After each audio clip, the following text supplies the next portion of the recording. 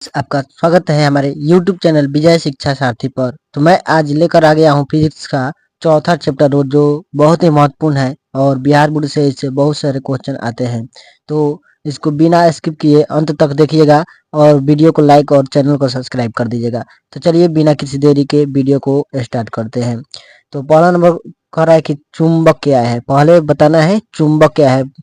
तो ऐसा पदार्थ जो लोहा, इस्पात, कोबाल्ट, निकेल के टुकड़ों को अपनी ओर आकर्षित करता है चुंबक कहलाता है। क्या कहलाता है? चुंबक कहलाता है। यानी कि जो लड़का सब लोग घूमता रहता है छोटा छोटा, वो क्या होता है? चुंबक होता है। वो लोहा, कोबाल्ट, निकेल, ये सब के टुकड़ों को क्या करता है? आकर्षित करता है। उसके बाद है चुंबक में दो ध्रुव होता है। कितना होता है? तो दो ध्रुव होता है। पहला होता है उत्तरी ध्रुव और दूसरा होता है दक्षिणी ध्रुव। उत्तरी ध्रुव क्या है? तो उत्तर की ओर संकेत करने वाले सिरे को उत्तरी ध्रुव कहते हैं। यानी कि चुंबक में दो सिरे होते हैं। मान लीजिए ये छड़ चुंबक है। कौन सा चुंबक? छड़ चुंबक है। तो एक रहेगा एस और एक रहेगा एन। यानी कि एन वाला रहेगा उत्तरी ध्रुव और एस वाला रहेगा दक्षिणी ध्रुव। तो पहला होता है जो उत्तर की ओर संकेत करेगा वह उत्तरी ध्रुव होगा और उसके बाद है कि जो दक्षिण की ओर संकेत करने वाला रहेगा सिरा, उसे दक्षिणी ध्रुव कहते हैं। उसके बाद है चुंबक के समान ध्रुवों के बीच प्रतिकर्षण तथा असमान ध्रुवों के बीच आकर्षण होता है। यानी कि अगर मान लीजिए दो चुंबक को ला दिए, क्या किए? दो चुंबक यहाँ पे ला दिए हैं। उसके बाद इसका साउथ पोल, इसका माने एस और इसका एन, और इसका एस और इसका एन, अगर दोनों का एस और एन आसपास रहेगा तो दोनों आकर्षण करेगा। लेकिन दोनों का एन एन आपस में आ जाएगा, यानी उत्तरी ध्रुव उत्तरी ध्रुव आ गया तो दोनों एक दूसरे को बाहर धकेलेगा। देखिएगा कभी चुंबक लेकर देखे होंगे तो उसमें क्या करता है कि कभी देखते हैं कि वो दोनों एक दूसरे को ढकेलता है, कभी एक दूसरे को खींचता है। यानी दोनों का अगर समान पोल यानी कि समान ध्रुव जब सामने आता है तो प्रतिकर्षण होता है और असमान ध्रुव जब आता है तो उसे आकर्षण होता है। ठीक है। उसके बाद है चुंबक का उपयोग क्या होता है। तो रेडियो, रेफ्रिजरेटर, ऑडियो एवं वीडियो कैसेट टेप, कंप्यूटर, बच्चों के खिलौनों, मोबाइल इत्यादि में क्या किया जाता है? तो चुंबक का प्रयोग किया जाता है। स्पीकर में ज्यादातर होता है। उसके बाद है चुंबकीय क्षेत्र क्या होता है। चुंबकीय क्षेत्र क्या होता है? तो किसी चुंबक के चारों चारों ओर का वह क्षेत्र जिसमें आकर्षण तथा प्रतिकर्षण बलों के प्रभाव अनुभव किया जाता है या किया जा सकता है, चुंबकीय क्षेत्र कहलाता है। यानी कि मान लीजिए कोई चुंबक है, क्या है?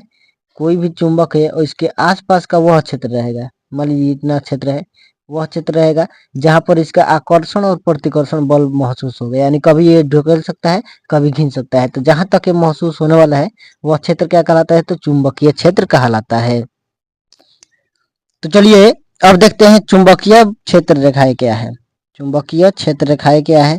तो चुंबकीय बल रेखाएं या चुंबकीय क्षेत्र रेखाएं, इसी का नाम है चुंबकीय बल रेखाएं या चुंबकीय क्षेत्र में स्थित ऐसा वक्र पथ है जो चुंबकीय क्षेत्र की दिशा को बताता है। यानी कि मान लीजिए जो ये खींचा हुआ है, ये इधर से इधर, इधर से इधर, ये क्या है? चुंबकीय क्षेत्र रेखाएं हैं जो चुंबक की दिशा बता रहा है। देखिए चुंबक की दिशा क्या होता है? तो एन से निकलता है, एन से निकल रहा है और ये कहाँ आ रहा है? साउथ की तरफ, यानी कि उत्तर से निकलता है और दक्षिण में प्रवेश करता है। लेकिन चुंबक के बाहर होता है। चुंबक के बाहर क्या होगा कि उत्तर से निकलेगा और दक्षिण की तरफ जाएगा। देखिए जा रहा है, तीर के निशान दिखाया गया है। और चुंबक के अंदर होता है दक्षिण से उत्तर की ओर होता है, दक्षिण से उत्तर की ओर, इसमें से इसमें जाएगा, फिर इधर से निकलेगा, फिर आएगा, फिर इधर से निकलेगा, फिर आएगा। यानी कि चुंबकीय बल रेखाएं एक वक्र पथ है। देखिए वक्र बना रही है, ऐसा बना रही है वक्र। उसके बाद है चुंबकीय क्षेत्र की दिशा को बता रही है। किसकी दिशा बता रही है? तो चुंबकीय क्षेत्र की दिशा को। तो चलिए आगे बढ़ते हैं। उसके बाद है चुंबकीय बल रेखाओं के गुण। चुंबकीय बल रेखाओं के गुण क्या है? ये बंद रेखाएं वक्र होते हैं। ठीक है। चुंबक के बाहर इनकी दिशा उत्तरी ध्रुव से दक्षिणी ध्रुव की ओर होता है तथा चुंबक के अंदर इनकी दिशा दक्षिणी ध्रुव से उत्तरी ध्रुव की ओर होता है। अभी हम बताए हैं ऊपर, तो उसको बढ़िया से देख लीजिएगा। क्यों?